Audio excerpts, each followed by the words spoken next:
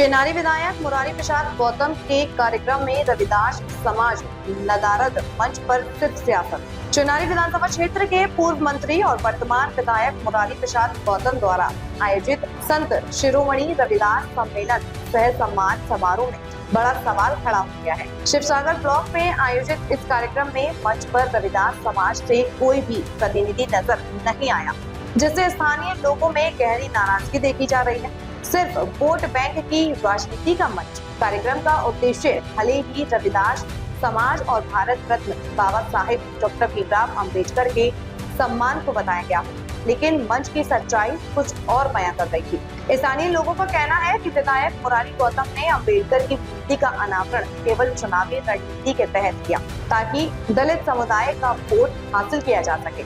अंबेडकर मूर्ति अनावरण में रविदास समाज की अनदेखी। कार्यक्रम में डॉक्टर अंबेडकर की मूर्ति का अनावरण किया गया, जो एक महत्वपूर्ण प्रतीकात्मक पहल थी, लेकिन उसी मंच पर रविदास समाज के प्रमुखों की अनुपस्थिति ने आयोजन की मंचा पर सवाल खड़े कर दिए। स्थानीय नागरिकों ने साफ तौर पर कहा कि अगर यह सम्मेलन सच में सम्मान समारोह था, तो समाज के प्रतिनिधियों को मंच पर क्यों जगह नहीं दी गई। स्थानीय जनता का फूटा गुस्सा।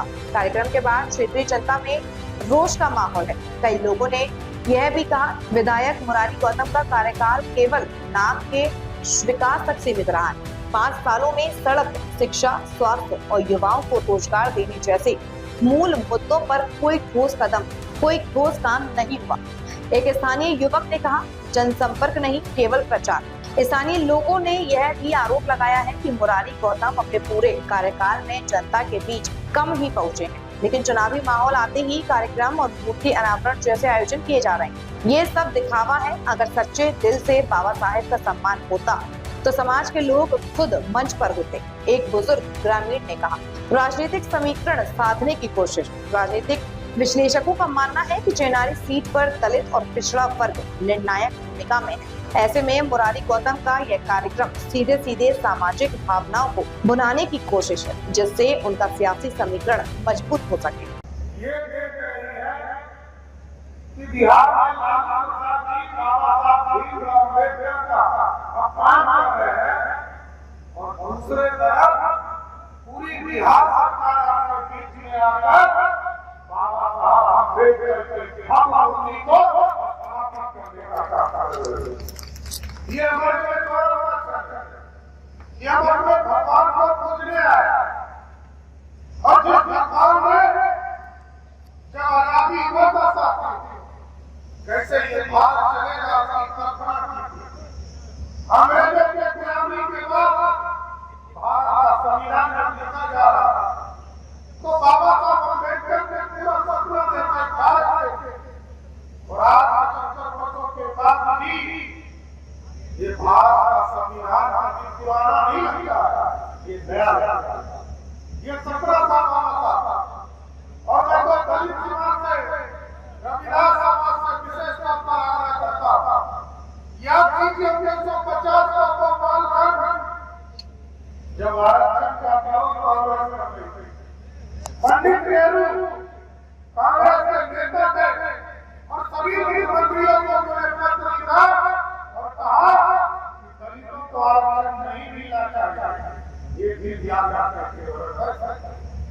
आजादी के नाम पर लंबे समय तक वोट लेने का काम किया। 55 वर्षों तक कांग्रेस पार्टी ने राज किया, लेकिन भारत में स्वतंत्रता आने से समझिए, ये जो सामाजिक क्रांति थी 74 यदि नहीं आया होता तो संपूर्ण आजादी नहीं होती। 74 में हमारे लोगों ने आंदोलन किया।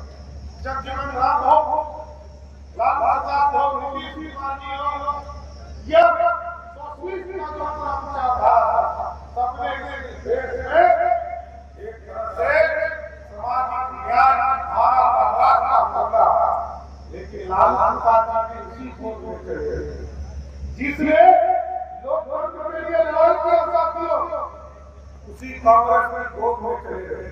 और आप आजकल देख रहे होंगे, पिछले 2 वर्षों से फोटो आ रहा है कि बाबा साहब अम्बेडकर साहब को किस तरह राजा के नेता लोग पानी देने का काम कर रहे हैं, लेकिन लालू जी की तरह से एक माफी सब कर दिया है। अहंकार क्या कहा? अहंकार माफी नहीं दिया। अरे बाबा साहब अम्बेडकर के लिए आदर पूर्वक बातें चाहिए, लेकिन एक तरफ लालू प्रसाद अपमानित करते बेटा का बेटा चल जाता है वो अहंकार हटाने का काम करता है, और दूसरे तरफ वो सभी कार्यक्रमों में जा रहे हैं और लोगों के बीच में करे में बात हो। देखिए ये हमारे अधिकार समाज को समझना पड़ेगा कि बिहार शासन करने की ओर जाएगा। आप साथियों हम लोग समझ रहे अम्बेडकर साहब के नाम पर समर्थ योजना चलाने का काम कर रहे हैं। अम्बेडकर समर्थ योजना 22 साल की योजना में गाँव घर घर पहुँचाने का काम किया जा रहा है। एक एक घर में पूछा जा रहा है कि आपको आयुष्मान भारत का कार्ड का लाभ मिला कि नहीं, प्रधानमंत्री आवास मिला कि नहीं, आपको पक्का मकान मिला कि नहीं, बिजली कनेक्शन मिला कि नहीं, आपके घर तक पानी पहुंचा कि नहीं, आपके घर में सफाई अभियान चलाया जा रहा नहीं। ये आदरणीय प्रधानमंत्री जी और बिहार के लोग ये मांग कर रहे हैं। ये बढ़ता हुआ बिहार है और बढ़ते हुए बिहार में आपका योगदान गौरव रहता है, क्योंकि बाबा साहब अम्बेडकर को जिस तरह इस देश के लोगों ने विशेष तौर पर कांग्रेस पार्टी और राष्ट्रीय जनता दल ने अपमानित करने का काम किया, लेकिन ये बिहार है साथियों, और बिहार में आप जानते हैं यही अखंड भारत का सपना वाला बिहार है।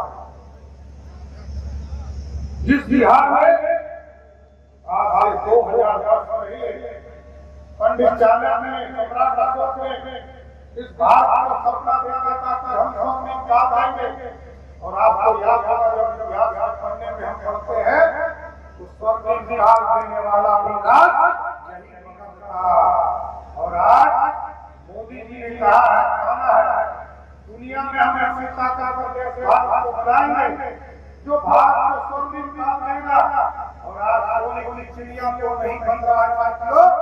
आज मोदी जी ने कहा है कि अंग्रेज लूट लिए, आतंकी आए हमने लूट लिया, लेकिन अब मोदी जी ने कहा है कि अब सोने की चिड़िया नहीं बनाऊंगा, अब सोने का शेर बनाऊंगा तो दुनिया में दहाड़ने का काम कर सकेगा और भारत को बढ़ाने का काम कर सकेगा। इसलिए साथियों ये बिहार हाल रहा और आप जैसा प्रगति आपके आदरणीय मुख्यमंत्री जी आए और आदरणीय प्रधानमंत्री जी आगे और प्रधानमंत्री जी ने लगभग 50,000 करोड़ की योजना इसी बिहार की धरती पर स्वीकृत करने का काम किया और इसी शाहबाद के इलाके के छोड़ने का काम किया। पटना से सासाराम के सड़कों का शिलान्यास किया और बनारस से लेकर जो रांची जाने वाला सड़क है उसको भी इसी इलाके से जोड़ने के लिए एक्सप्रेसवे बनाने का काम किया। नवीनगर में लगभग 20,000 करोड़ की योजना का स्वीकृति दिया। साथियों ये स्पष्ट है कि हम दलितों के उत्थान के लिए उनकी चिंता करने का काम करते हैं और हम दूसरे लोग को सम्मानित करने का काम करते हैं। हम इसका विश्वास करना चाहते हैं कि बिहार की आर्थिक स्थिति खड़ा करनी है साथियों।